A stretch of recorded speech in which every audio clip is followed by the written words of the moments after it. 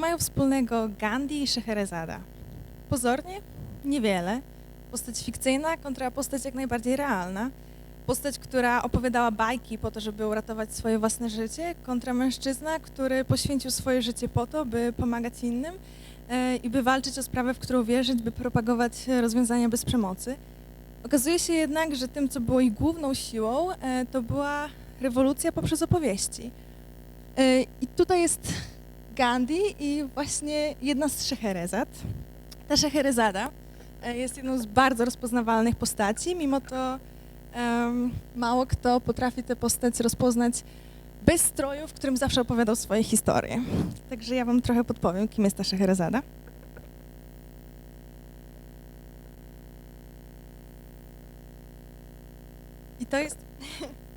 I to był przez moment właśnie Chaplin, który nie był tylko komikiem.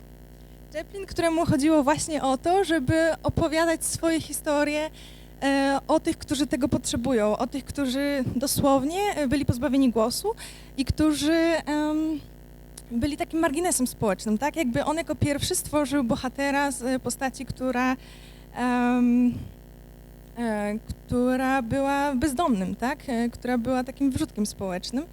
Co więcej, on zapłacił bardzo wysoką cenę za to, że uparcie opowiadał swoje historie o czymś więcej niż tylko śmieszne historyjki.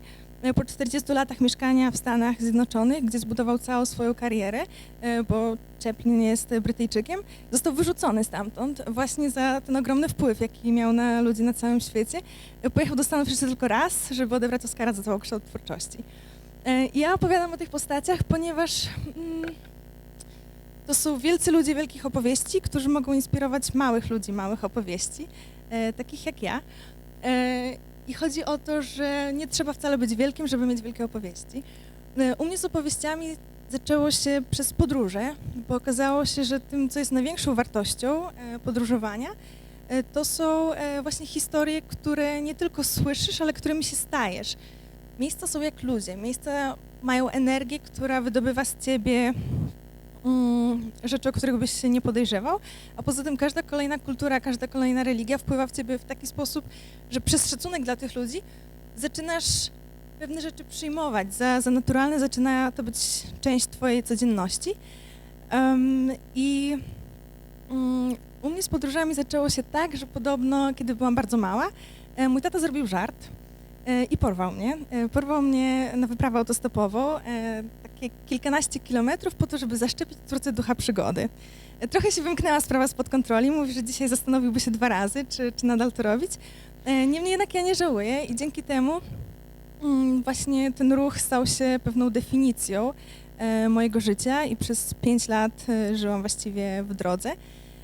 I mimo tego, że byłam w kilku krajach, w których udało mi się mieszkać, że zrobiłam tam kilka projektów, a byłam w blisko 40 miejscach na całym świecie, to jest jedno miejsce, które rzeczywiście ma swoją historię, która zmieniła moje życie. Miejsce absolutnie wyjątkowe, miejsce zupełnie niezwykłe i tym miejscem jest Palestyna.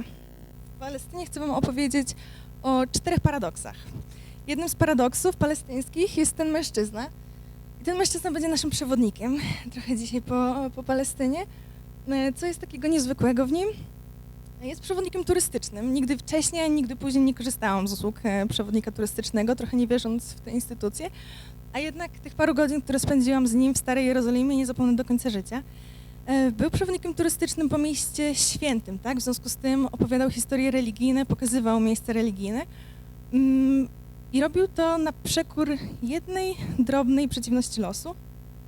Ten mężczyzna, którego tu widzicie, jest głuchoniemy. Wykonuje zawód, który polega na opowiadaniu historii, a nie jest w stanie wypowiedzieć jednego słowa. Okazuje się, że miasto widziane jego oczami to jest swoisty teatr jednego aktora dla jednego widza. I on był moim prywatnym Jezusem, który umierał i zmartwychwstawał tyle razy, ile tylko chciałam, który krzyżował się dla mnie w tych miejscach, w których rzekomo umierał Jezus, który po prostu brał mnie za rękę i przeprowadzał w jakieś tajemnicze zaułki. Mimo że ja Jerozolimę dosyć dobrze znam, byłam totalnie oczarowana zupełnie nowymi miejscami, które on mi pokazywał. To był mój ostatni dzień w Jerozolimie, zanim zostałam stamtąd wyrzucona. I mimo to A może właśnie dlatego on stał się taką kluczową esencją tego całego mojego doświadczenia tam, esencją i symbolem swojego państwa, czyli państwa, którego głos został stłumiony, a który mimo to w dalszym ciągu opowiada swoją historię i staje się swoją historią i robi to w niezwykły sposób. To jest to, czym się zajmowałam między innymi w Palestynie. To jest poezja życia codziennego, a to jest zbieranie oliwek akurat. I to jest Abed. Abed, który się dzieli tym, co ma, ze swoim koniem, bo bez konia by nie przeżył. I to państwo też polega na dzieleniu się. Może to jest trochę wynik czegoś, co można by nazwać osobowością wojenną, która w bardzo mocny sposób daje ci odczuć, że jutra może nie być, że istnieje tylko i wyłącznie tu i teraz. I dzięki temu uwypukla się to, co najważniejsze, tylko istnienie tu i teraz. Te wartości międzyludzkie stają się tam niesamowicie esencjonalne. Poezja to jest przede wszystkim morze. Poezja to jest morze, które w literaturze jest jednym z ulubionych symboli i który potrafi oznaczać wszystko. Czas, nieskończoność, pramaterię, stworzenie, chaos, zmienność, niezmienność, tajemnicę, mądrość, prawdę, życie, śmierć, zmysłowość, płodność, namiętność, zapomnienie, samotność, sumienie. To są tylko niektóre z tych wszystkich symboli, w których istnieje morze, ale w Palestynie morze to jest jeden symbol. Morze to jest wolność. Jak opowiedzieć, czym jest morze, jak zdefiniować morze komuś, kto mieszka kilkanaście kilometrów od wybrzeża, ale nigdy go nie widział, ponieważ ma nie ten kolor okładki paszportu. Palestyna to jest państwo złożone z puzli i te puzzle nie mają ze sobą żadnych połączeń, są ograniczone interwencją wojskową. W związku z tym, mimo tego, że Palestyna jako państwo leży nad morzem, ogromna większość narodu palestyńskiego nigdy w życiu nie widziała morza. I to jest jeden z paradoksów. Paradoks numer 4, ostatni już, to jest lekcja wyniesiona z więzienia, lekcja wolności wyniesiona z więzienia. To jest Bassem Tamimi, to jest aktywista na rzecz praw człowieka, który był wielokrotnie aresztowany za pokojowe demonstrowanie, który przez Amnesty International został uznany za więźnia sumienia, który został wielokrotnie aresztowany i torturowany tam niemal do śmierci. Jego cała rodzina też była zastraszana, wiele osób z jego rodziny również było w więzieniu. 24 października zeszłego roku była pokojowa demonstracja aktywistów palestyńskich i izraelskich na rzecz pokoju oraz międzynarodowych obserwatorów, między innymi do których ja należałam. Ta demonstracja odbywała się w Shir Binyamin. To jest nielegalne osiedle izraelskie na terenach palestyńskich, które między innymi finansuje okupację, tak? Jakby chodziło o produkcję produktów izraelskich, które jakby zapętlają tę całą maszynerię, tak? W związku z tym jakby chodziło o bojkot produktów, bojkot konsumencki w słusznej sprawie.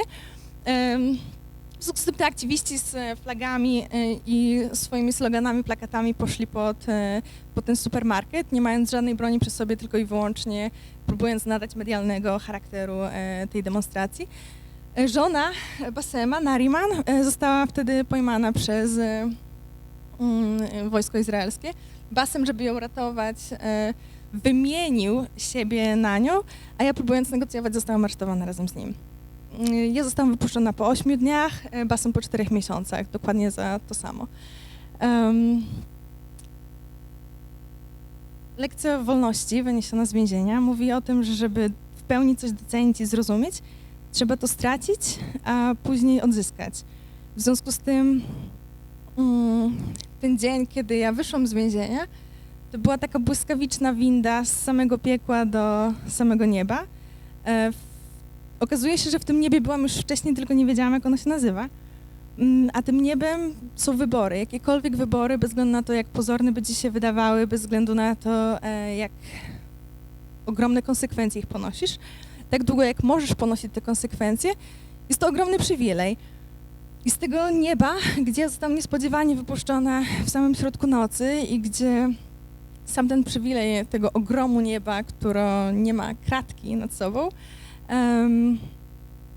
z tej absolutnej euforii bardzo szybko wylądowałam z kolei w czyśćcu, przypominając sobie tych wszystkich aktywistów, którzy nadal tam są i którzy nadal tam będą i którzy nie otrzymają niesamowitego prawnika, tak jak ja, tudzież pomocy ludzi z całego świata, aktywistów, którzy wpłacili kaucję za mnie, tylko dlatego, że urodzili się w nieco innej szerokości geograficznej. W tym więzieniu, w którym ja byłam, nie było ani jednej Palestynki, ponieważ to było więzienie emigracyjne. Niemniej jednak palestyński głos wolności i palestyńska opowieść dotarła również tam. Na suficie, który jest 3,5 metra wysoki, były wypisane hasła: wolna Palestyna, Palestyna jest, była i będzie. Mimo tego, że zanim tam, w momencie, kiedy lądujesz w więzieniu, zostają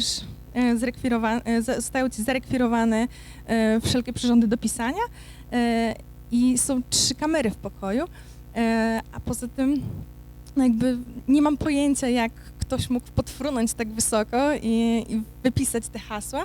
Niemniej jednak one tam są.